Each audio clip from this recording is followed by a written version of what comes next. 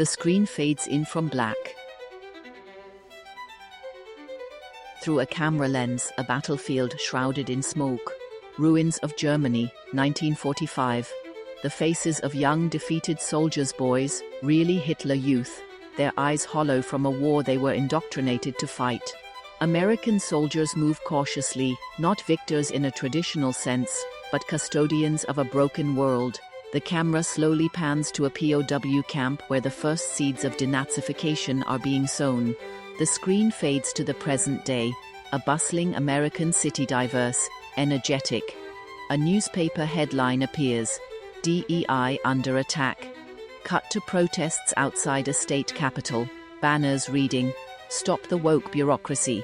Flash to conservative think tanks discussing anti-DEI policies.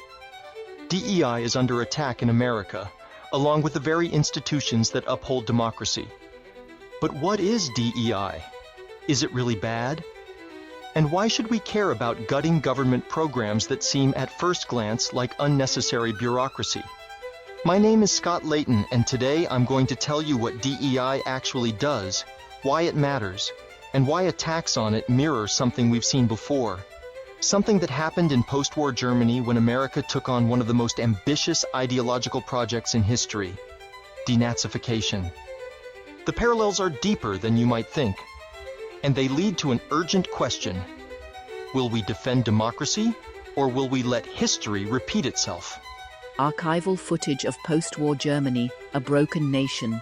Hitler youth, no older than 15, with haunted expressions. American soldiers guarding POW camps, engaging in the first efforts of ideological reformation. Before we talk about how Nazi ideology was dismantled, we have to talk about how it worked. Nazism was built on a pseudoscientific racist lie that some people were biologically superior while others were meant to be subjugated or exterminated. It distorted science to justify genocide. It used propaganda to manufacture enemies. It enforced obedience over truth, violence over reason, and domination over democracy. It wasn't just a political system, it was a total belief system, drilled into people from birth. By 1945, entire generations had been indoctrinated. How do you unmake a Nazi? Denazification was not accidental. It was a planned, systematic effort to rebuild Germany into a democratic society. And it was led by a force that Americans today often take for granted, the professional bureaucratic state. Educators rewrote textbooks to remove fascist propaganda. Lawyers reformed legal systems to prevent authoritarian control. Media officials replaced Nazi messaging with journalism rooted in facts. Civil servants vetted, retrained, or removed public officials who had enabled the regime. They did not simply punish Germany, they rebuilt it. Post-war Germany on one side, modern America on the other. The question lingers, what happens when you don't remove an ideology like this? The screen fades from Germany to America in the 1950s. Protesters march, segregation signs. The same government that reformed Germany now faces its own reckoning. America had just fought a war to defeat racist authoritarianism. But at home, Jim Crow still ruled. How could we preach democracy abroad but deny it to Black Americans? How could we teach Germans about inclusion while maintaining segregation? The hypocrisy was glaring, and people noticed. This was the birth of the civil rights movement, a demand for America to live up to its own ideals.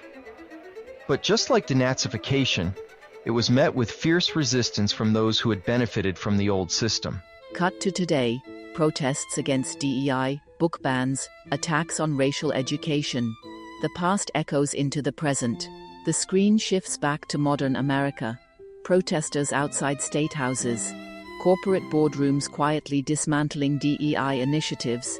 Headlines: Trump moves to dismantle DEI programs. Diversity under fire. Diversity, equity, and inclusion, DEI, is not just a corporate buzzword. It is a modern tool against systemic injustice. It ensures that institutions, governments, corporations, schools do not become tools of oppression. Diversity ensures all voices are heard. Equity ensures the playing field is fair. Inclusion ensures no one is shut out of opportunity. Yet today, DEI is under attack. But why? On screen, Logos of conservative think tanks like the Heritage Foundation, the Manhattan Institute, and media clips of GOP politicians railing against woke bureaucracy. The movement against DEI is not just about colorblindness. It is a coordinated effort by powerful interest groups that benefit from a divided, misinformed, and underpaid population.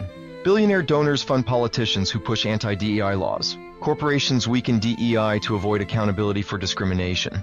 Right-wing media weaponizes anti-woke panic to distract from economic exploitation. This is a divide-and-conquer strategy. When people fight each other over race and gender, they don't fight the people actually hoarding wealth and power. The screen shifts to wildfires, floods, heat waves, a collapsing bridge, a poisoned river. Trump's war on DEI is part of a broader war on democracy itself. Gutting the EPA is about profits for polluters. Dismantling labor protections is about profits for corporations. Weakening climate policies is about keeping billionaires rich while the planet burns. Tyranny is not always a dictator. Sometimes it looks like the slow erosion of institutions until there's nothing left to protect you. On screen, images of post-Soviet Russia where no denazification occurred. The result? Putin's authoritarian regime. That is what happens when you let ideology go unchecked. Music swells. The American flag, not just as a symbol, but as a promise.